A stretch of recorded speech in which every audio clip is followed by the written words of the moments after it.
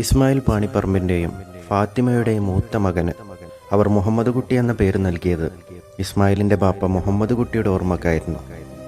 അവർ അവനെ സ്നേഹപൂർവ്വം മമ്മദ് കുഞ്ഞി എന്നാണ് വിളിച്ചിരുന്നത്. BA പഠിക്കാൻ മഹാരാജാസ് കോളേജിൽ ചെന്നപ്പോഴാണ് PI മുഹമ്മദ് കുട്ടി എന്ന പേര് ഒരു പഴഞ്ചനായിട്ട് ആ യുവാവിന് തോന്നിയത്. കോളേജിൽ അയാളെ വ്യക്തിപരമായി അറിയുന്നവർ വളരെ കുറവായിരുന്നു. അതിനാൽ തൻ്റെ പേരൊന്ന് പരിഷ്കരിക്കാൻ അയാൾ തീരുമാനിച്ചു.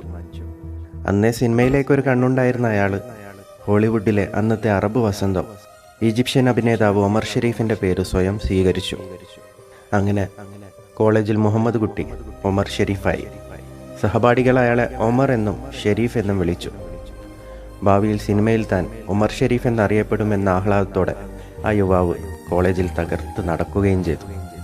പക്ഷേ ഒരു ദിവസം അയാളുടെ എല്ലാ പ്രതീക്ഷയും തകർത്തുകൊണ്ട് അരങ്ങേറിയ ഒരു സംഭവം അയാളുടെ ഉമർ ഷെരീഫിനെ വലിച്ച് വെളിയിലിട്ടു. അയാളുടെ പുസ്തകത്തിൽ നിന്നും തിരിച്ചറിയൽ കാർഡ് താഴെ വീഴുകയും അത് സഹപാഠി ശശിധരൻ കാണുകയും ചെയ്തതായിരുന്നു സംഭവം. തിരിച്ചറിയൽ കാർഡിലെ പേര് കണ്ട് ശശിധരൻ അലറി വിളിച്ചു, എടാ നിന്റെ പേര് മുഹമ്മദ് കുട്ടി എന്നാണല്ലേ? എടാ കള്ളാ, നീ വേറെ പേര് മാറി നടക്കുകയാണല്ലേ മമ്മൂട്ടി?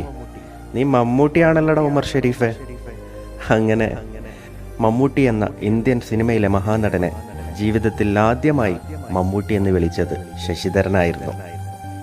പിന്നീട് അങ്ങോട്ട് കോളേജിൽ മമ്മൂക്ക അറിയപ്പെട്ടിരുന്നത് മമ്മൂട്ടി എന്ന പേരിലായിരുന്നു.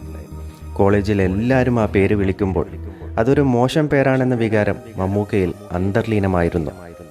മമ്മൂക്കയെ തേടി ആദ്യ സിനിമാ ചാൻസ് വന്നിടത്താണ് ഈ പേര് സിദ്ധിച്ചതിൻ്റെ 2ാം ഭാഗം കുടികൊള്ളുന്നത്. അന്ന് അദ്ദേഹം മഞ്ചേരിയിൽ അഡ്വക്കേറ്റ് PI മുഹമ്മദ് കുട്ടി എന്ന ബോർഡ് വെച്ചിരുന്ന കാലം. ഒരു ദിവസം പോസ്റ്റ്മാൻ അദ്ദേഹത്തെ അന്വേഷിച്ച് ജോലി സ്ഥലത്തെത്തി. അയാളുടെ കയ്യിലും അഡ്വക്കേറ്റ് മമ്മൂട്ടിക്കൊരു കത്തുണ്ടായിരുന്നു. ഇങ്ങനെ ഒരു വക്കീലിനെ പോസ്റ്റ്മാൻ കേട്ടിട്ടില്ല. ജനശക്തി ഫിലിംസിൽ നിന്ന് സാക്ഷാൽ MT വാസുദേവൻ നായർ അയച്ചതായിരുന്നു ആ കത്ത്.